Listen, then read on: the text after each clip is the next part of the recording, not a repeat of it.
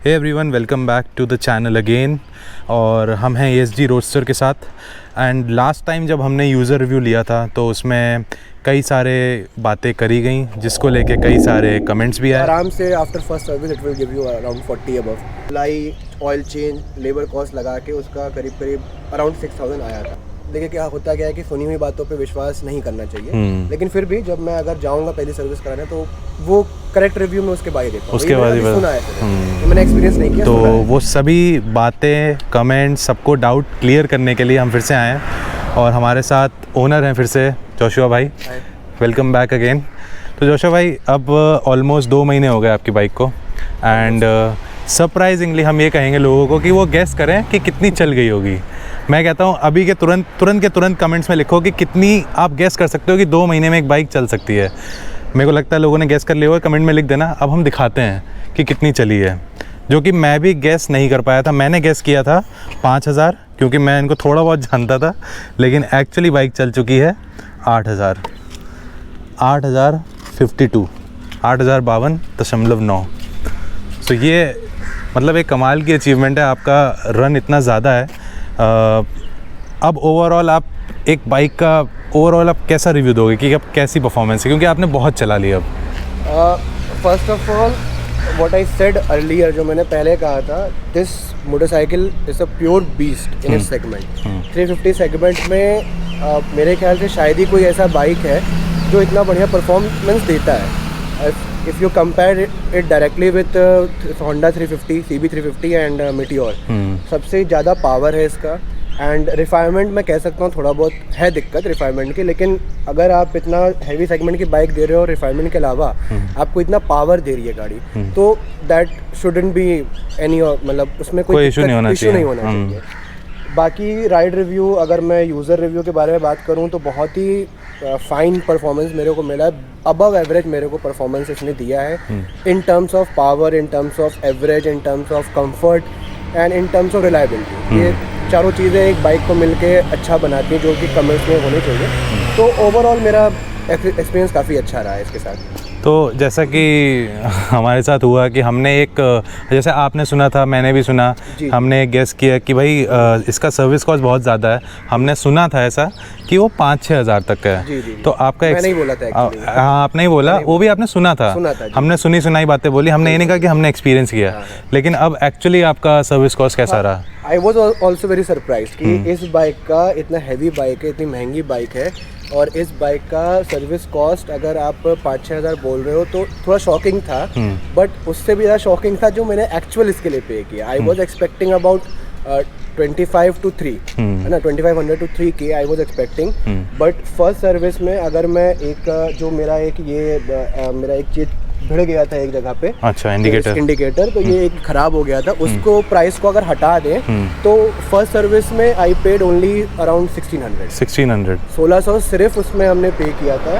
And उसमें आपका engine oil top up हुआ था, गाड़ी की पूरी सर्विस हुई थी, और जो फिल्टर होता है ऑयल फिल्टर, उन्होंने वो चेंज किया था इसका, और पूरा टोटल सर्विस कॉस्ट जो आया मेरा 1600 के करीब आया, जो कि बहुत सही है, जो कि I was not expecting. To be very frank, I was not expecting.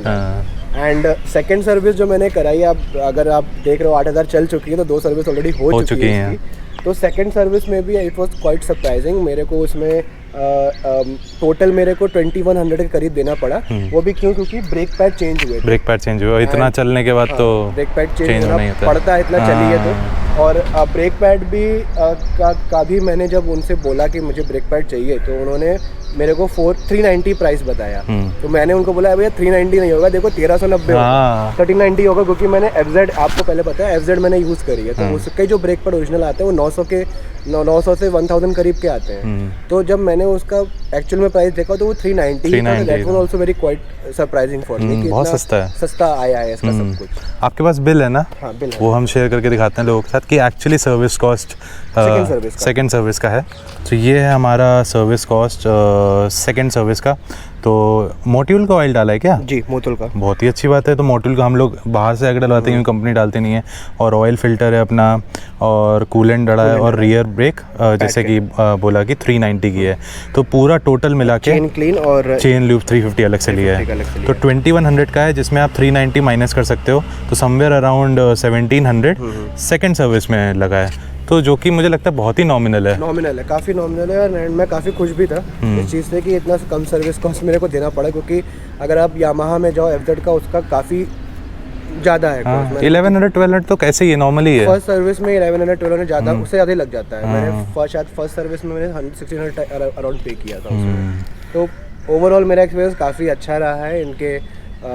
जैसा कि आप कस्टमर सर्विस एग्जीक्यूटिव्स की अगर बात करें उनके साथ भी, और राइड रिव्यू तो खैर अच्छा ही मिल रहा है। तो ओवरऑल हमारा ये है कि चलो एटलीस्ट ये डाउट अब सबके हमारा भी क्लियर हो गया, और बाकी सब जितने लोगों ने कमेंट किया उन लोगों का भी क्लियर हो गया कि भाई सर्विस कॉस्ट एक नॉमिनल है, अनलेस अनटिल आप कोई पार्ट चेंज कराओ या कुछ कराओ। सेकंड जो बड़ी चीज़ मतलब जिसको लेके बहुत कमेंट्स आए हैं वो है माइलेज। तो आपका माइलेज एक्सपीरियंस क्या रहा?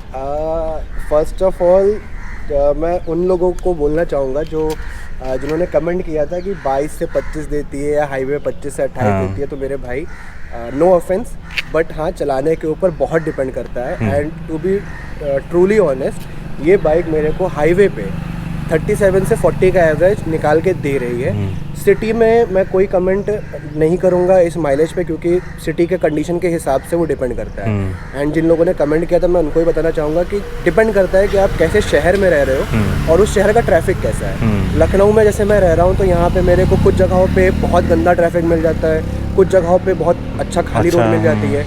तो मिनिमम जो मेरा सिटी में एवरेज ये दिया है इस गाड़ी ने मेरे को अराउंड 25 दिया है, और मैक्सिमम जो दिया है वो अराउंड 30-32 दिया है। तो आपका जो जैसे 37 to 40 आपको हाईवे पे मिल रहा है, तो उसमें आपकी स्पीड कितनी रहती है? Speed, I am not a very speed freak. हाँ, स्पीड का मैं उतना फ्रीक तो नहीं हूँ, लेकिन हाँ ये है कि कभी कभार वो कुछ टशन में कह लो या कुछ कोई ओवरपास कर जाता है तो 130। अभी तक मैक्सिमम मैं इसको 140 ले गया हूँ, लेकिन मैं कोशिश करता हूँ कि मैं 90 से 100 के बीच में ही क्रूज करें, से क्रूज करूँ। अगर आपके ऐसे लखनऊ एक्सप्रेस वे बड़ा अच्छा बड़ा हाईवे, तो उन हाईवेज पे। बाकी जो छोटे हाईवेज हैं उस पर मैं कोशिश करता हूँ कि 85-90 तक रहे। मतलब अगर ट्रैफिक नहीं है, खाली रोड है, तो 85-90 तक मैं रखता हूँ। तो मतलब ये कह सकते हैं कि 80 to 100 के बीच में अगर हम क्रूज़ करेंगे तो हमको माइलेज अच्छा दे रही है। आपकी गाड़ी तो एटलीस्ट दे रही है। बाकी अपने भाइयों के साथ क्या हो रहा है हम तो वो नहीं बता सकते। सो दो मेन चीज़ें थी जिनको लेके बहुत डाउट थे, तो हमें वो डिस्कस करनी थी। मैंने स्पेशली बोला जोशुआ भाई को कि प्लीज़ अब तो आ ही जाओ, क्योंकि बहुत कमेंट्स आ रहे हैं और हमको बात करनी है। लोहा लाट गाड़ी है, बहुत हैवी गाड़ी है। मतलब बहुत हैवी नहीं है, पर हैवी फील होती है। लेकिन एक बार आप मेरा जो पर्सनल एक्सपीरियंस है वो ये है कि आप बैठोगे तो हैवी लगेगी, लेकिन एक बार आपने चला दी तो वो फिर एकदम नॉर्मल क्रूज़र की तरह ही लगती है।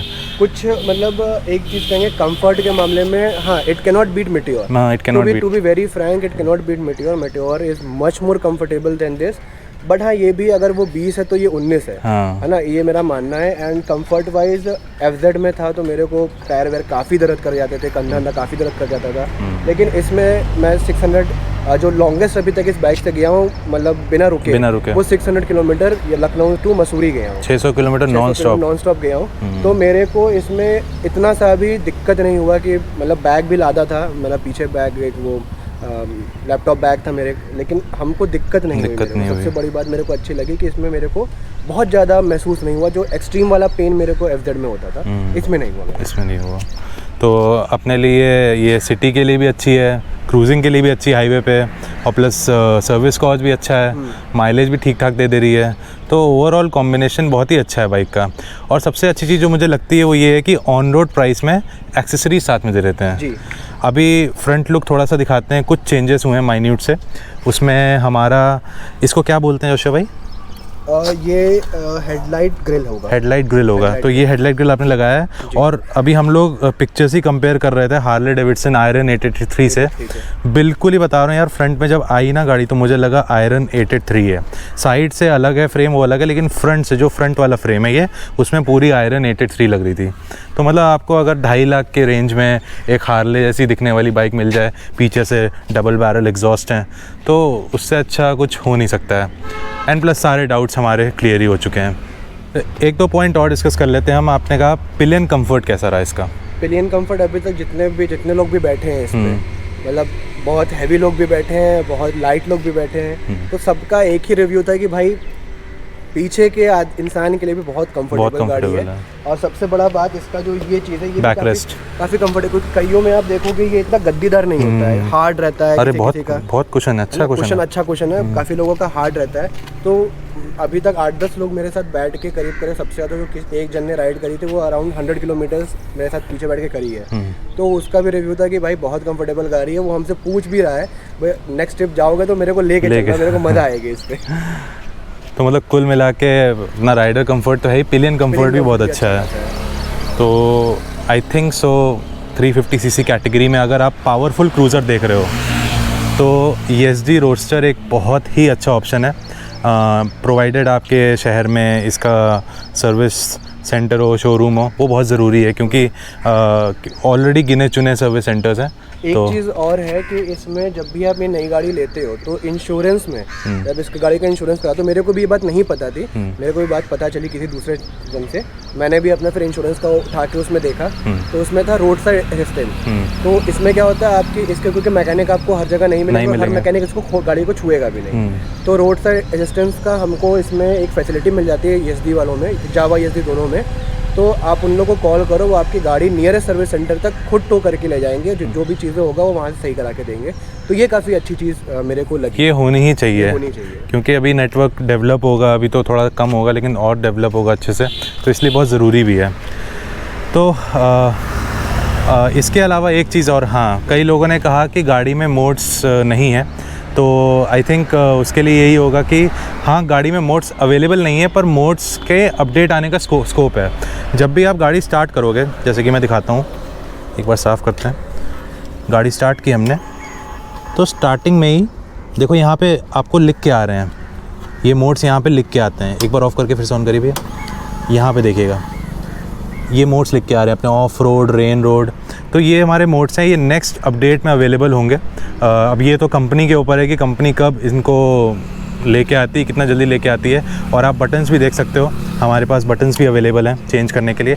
तो मोड्स हाँ अभी नहीं अवेलेबल हैं, बट जैसे ही अपडेट आएगा अगला होपफुली अवेलेबल होंगे, तो कुछ चीज़ें और भी आपको एक्सपीरियंस करने को मिलेंगी। 2 मेन मोड्स आने का है इनमें, वही ABS के मोड्स मेनली आने का इसमें है। एंड सेकंड चीज़, वो शायद कंसोल को ब्लूटूथ से कनेक्ट करने का भी बोल रहे थे। तो होपफुली नेक्स्ट अपडेट बाय दिसंबर-जनवरी तक में दे वर सेइंग कि वो आ जाए, कुछ आ सकता है। चलो ये तो और भी अच्छी खबर है। वैसे एक दो चीज़ें और बची हैं, वो भी इसमें आ ही जाएंगी। So that's all about this video. Thank you Joshua भाई। होपफुली कई लोगों के सवालों के जवाब क्लियर हो गए होंगे। एंड मैं यही कहूँगा कि भाई अभी भी अगर कुछ डाउट्स हैं, सब कुछ है, तो कमेंट करो भाई, हम लोग पूरी कोशिश करेंगे आपके क्वेश्चंस को आंसर करने का। And that's all. Thank you so much for watching this video. Bye bye, take care, good bye.